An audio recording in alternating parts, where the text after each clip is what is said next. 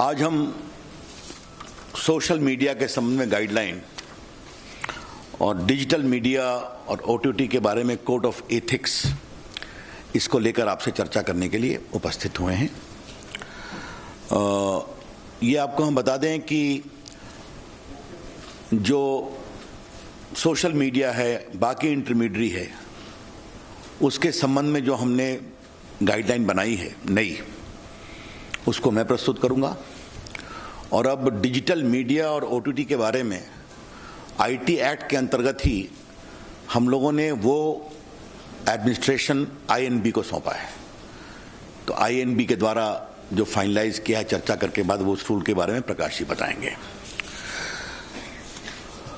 Let me first lay down the ground rule very clearly. Social media is welcome to do business in India. They have done exceedingly well. They have got good business. They have got good number of users, and they have also empowered ordinary Indians. इसकी हम तारीफ करते हैं। व्यापार करें, पैसे कमाएं और सोशल मीडिया पर ऑर्डिनरी इंडियंस को आप मजबूत करें। आपका स्वागत है। The government welcomes criticism and the right to dissent. Let me make it very clear. And social media has been used to ask questions too. But it is very important that the users of social media must be given the forum to raise their grievance and resolution against the use, against the abuse and misuse of social media. Let me repeat, it is very important that the social media users running into crores should also be given a proper forum for resolution of their grievances within a time-bound manner against the abuse and misuse of social media. ये हमारा एक बहुत बड़ा इसका focus है कि we are empowering the ordinary users of social media in this process. बाकी प्रकाश जी उस विषय को बताएंगे। हमारे सामने शिकायत आती थी कि एक महिला की मॉर्स फोटो दिखाई जा रही है, मॉर्फ किया हुई। बॉयफ्रेंड गर्लफ्रेंड स्प्लिट कर गए, बहुत कॉम्प्रोमाइजिंग फोटोग्राफ दिखाई जा रही है। ऐसे ऐसे प्रेजेंटेशन आ रहे हैं सोशल मीडिया में which cannot be called civilized from any point of view, impinging upon dignity, compromising the civilized norms of existence. इसकी शिकायतें हमारे पास बहुत आई थी। और बाकी चर्चा हम करेंगे कि how of late some intermediary and social media platforms were used to garner commercial and financial controversy inter se among corporate houses. हमारे सामने ये भी शिकायत आई थी कि सोशल मीडिया को आजकल क्रिमिनल, टेररिस्ट देश में chaos, mayhem, वायलेंस को प्रमोट करने के लिए also from across the border कार्रवाई कर रहे हैं। मैं आपको बताना चाहूंगा, the basic essence of this is what? I would say it a soft touch oversight mechanism, where we are insisting upon the platforms to develop the mechanism and have a robust redressal of grievances. और अब जब प्रकाश जी अपनी बात कहेंगे तो वहां भी एक सॉफ्ट टच मैकेनिज्म है where the platforms, be the OTT or digital platforms, are being emphasized to have a proper mechanism. ये हमारा फोकस है, ये समझना चाहिए। मैं I wish to share some statistics to you. Bharat में WhatsApp के यूजर्स हैं 53 crore, YouTube users are 44.8 crore, Facebook users are 41 crore, Instagram users are 21 crore, and Twitter users are 1.75 crores. This is a good number. We are very happy about it. Indian users are using these platforms and they are also making good business case. Welcome. But what has happened, as I indicated in the very beginning, concerns are being raised over the years about rampant abuse of these social media platforms. ये आपके court के सामने बात आई है, parliament के सामने बात आई है, सिविल सोसाइटी ने बात उठाई है, और फेक न्यूज का तो ये हाल है कि आजकल मैं टीवी चैनल्स को देखता हूं कि वो भी एक फैक्ट चेक मशीन रखते हैं. जब प्रकाश जी ने यहां फैक्ट चेक शुरू किया तो हमने कहा नई बात है, but now I see many channels are having a fact check machine. Therefore this only confirms the rampant spread of fake news. और बाकी financial fraud, incitement to violence, ये सब चीजें चल रही थी. तो ये हमने देखा कि जो इंडिया में सोशल मीडिया का एवोल्यूशन हुआ है, many became as the intermediary, then became the social media, some became publishers overnight. ये भी अपने आप में एक डेवलपमेंट हुआ है, ये आपको हम बताना चाहते हैं.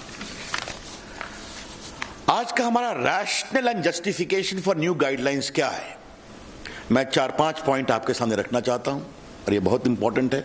आपको एक व्यापक प्रेस रिलीज मिलेगा.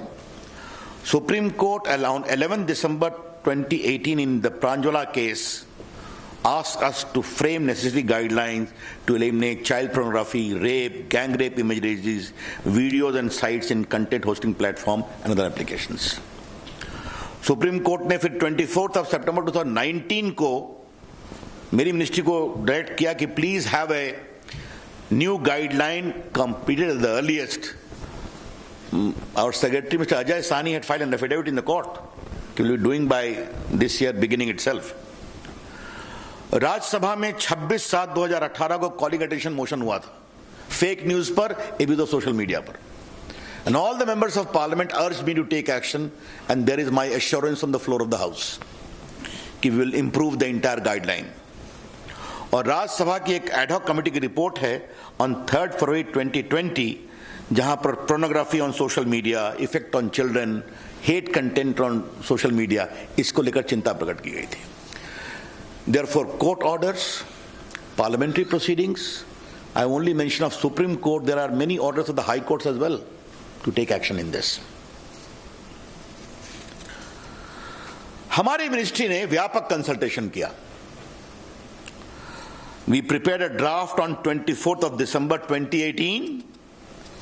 Where we received 171 comments. We put those comments in public domain, and we had 80 counter comments too. Therefore, widespread consultations was done, and also in the case of INB, which will be explained by them. अब हम इसके salient features को आपके सामने रखना चाह देते हैं. बाकी तो रूल्स आपके सामने आएगा, प्रेस स्टेटमेंट भी है. पहला है कि 2 कैटेगरी की है. एक है intermediary, which can be a social media intermediary, और दूसरा है significant social media intermediary. Significant social media intermediary पर एडिशनल ऑब्लिगेशन है. There are additional obligations on a significant social media intermediary. We shall notify the users number for a significant social media intermediary very soon, कि who will be दोस. पहला है कि आपको एक grievance redressal mechanism रखना पड़ेगा, and इस grievance officer का नाम भी आपको रखना पड़ेगा. Who shall register the grievance within 24 hours and disposal in 15 days. That is very clear. Second, if there are complaints against the dignity of users, particularly women, that expose their private parts of individuals, or nudity, or in sexual act, impersonation, etc., you will be required to remove that within 24 hours after a complaint is made. This particular provision is designed to respect the dignity of the women of India and anyone else. It's very clear. उसके बाद मैंने बता दिया आपको कि 2 प्रकार के social media होंगे. तो जो सिग्निफिकेंट सोशल मीडिया होगा उनको 3 काम करना पड़ेगा. पहला, you will have to have a chief compliance officer resident in India. responsible for ensuring compliance of the acts and the rules. Second, a nodal contact person resident in India for having 24/7 coordination with the law enforcement agencies. तो पहला हो गया chief compliance officer, दूसरा हो गया nodal contact person, तीसरा है appoint a resident grievance officer who shall perform the grievance redressal mechanism as I indicated. And next is you must publish a monthly compliance report कि आपके पास कितने complaints आए, आपने उन पर क्या कार्रवाई किया और क्या रिड्रेसल किया. Therefore, just to concretize, we are empowering the ordinary users of social media and other intermediaries. You must have a robust grievance redressal mechanism, instituting the complaint within 24 hours, redressal within 15 days. You must have a chief compliance officer for significant social media. You must have a nodal contact person. You must have a resident grievance officer, all residing in India. And you must give a monthly compliance report. ये बहुत स्पष्ट है. उसके बाद एक सवाल आता है फर्स्ट ओरिजिनेटर का कि खुराफात हुई, but who was the creator, who was the first creator of the mischief? बार बार चीजें रीट्वीट पर ट्वीट होनी शुरू होती हैं, कई बार महम शुरू हो जाता है ऑन व्हाट्सएप, मॉब लिंचिंग में. तो फर्स्ट ओरिजिनेटर कौन है इसके बारे में बताना पड़ेगा. This first originator will not, we don't like to have the content, क्योंकि कंटेंट तो बाहर आ जाता है, कई लोग ट्वीट रिट्वीट करते हैं. हु बिगैन द मिसचीफ, ये आपको बताना पड़ेगा. ये मिसचीफ अगर भारत के बाहर से हुआ है तो भारत में उसको किसने शुरू किया ये बताना पड़ेगा. I repeat, the social media platforms upon being asked either by a court order or by the government authority will be required to disclose the first originator of the mischievous tweet or message as the case may be. And this should be only in relation to sovereignty and integrity of India, number one. Number two, security of the state, public order, relations with foreign states, or rape, sexually explicit material, etc., etc. तो आपको ये बताना पड़ेगा कि खुराफात पहले किसने शुरू की, उसको आपको जानकारी देनी पड़ेगी. यस.